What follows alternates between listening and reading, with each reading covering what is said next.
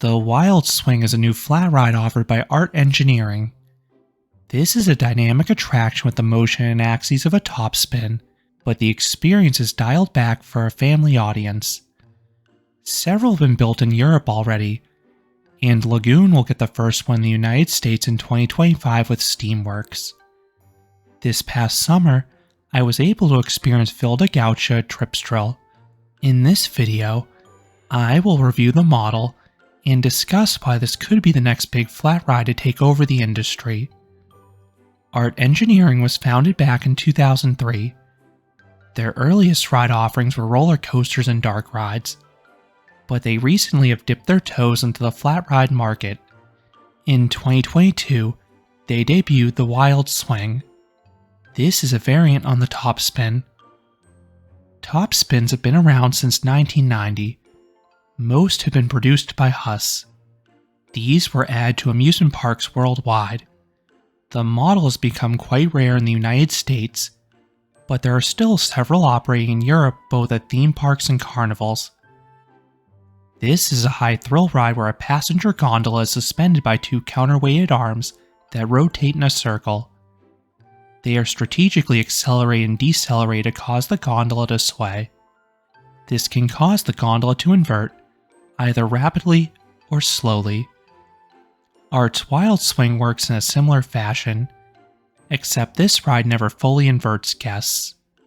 The gondola merely rocks back and forth. This makes it far more suitable for families. This is why guests only need to be 90 to 100 centimeters or 36 to 40 inches tall to experience these. The first installation was added to Fantasiana in 2022.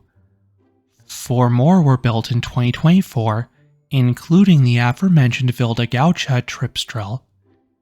Then they are building at least 5 in 2025, including Steamworks at Lagoon. Art currently has just one version available that stands 39 feet or 12 meters tall.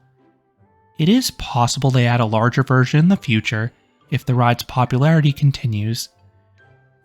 The ride structure can be themed, which makes the ride even more visually appealing. The wonky motion of the gondola is already eye-catching for those off-ride. The ride seats a max of 16 riders per cycle. Riders sit back-to-back on each side of the swing. Everyone is then secured by individual overhead lap bars.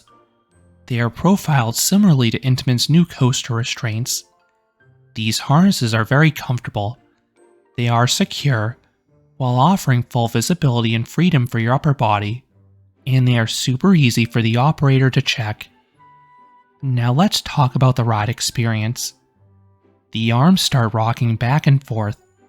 This also causes the gondola to swing.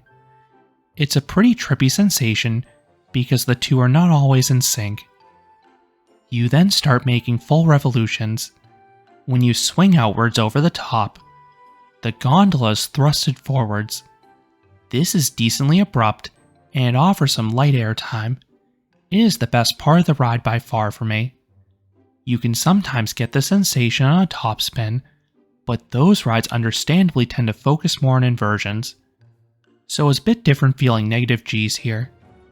Then the down swings after the full revolutions offer some moderate positive G's to juxtapose that floaty feeling. Because you have multiple axes of rotation, the experience does not get sterile. The swings can feel different with each pass. Tripsdrill goes both forwards and backwards. I imagine other parks will do the same. It adds some spice to the experience being thrown over the top in both directions. It was a full load whenever I saw the one at Tripsdrill operating, but I wonder how much the experience could change if you ride it off balanced. Then again, the operators could be instructed to prevent such a scenario. I have seen that policy implemented in the double-sided top spins. So what would I rate the Wild Swing? Assuming the other installations run like Ville de Gaucha, this model earns an 8 out of 10. It is a great family ride. The ride is not too scary for kids, but the motion is enjoyable for all ages. It is a unique sensation, and it keeps the ride fresh start to finish. Then you get a pinch of negative and positive G's to complete the experience. The wide appeal and enjoyable motion are why I think this could be the next big family ride in the market. I suspect this could be as big as the Zamperla nebulas that have been popping up everywhere. This attraction has a similar profile, is a dynamic experience that is also visually interesting. Those are my thoughts on the Wild Swing from Art Engineering. What are your thoughts on this flat ride? Do you think it could be one of the most popular additions at theme parks over the next decade? Let me know down in the comments. If you enjoyed this review, I would appreciate it if you gave this video a like, and you consider subscribing, because there'll be a lot more roller coaster and amusement park videos here at Canopy Coaster. Thanks for watching.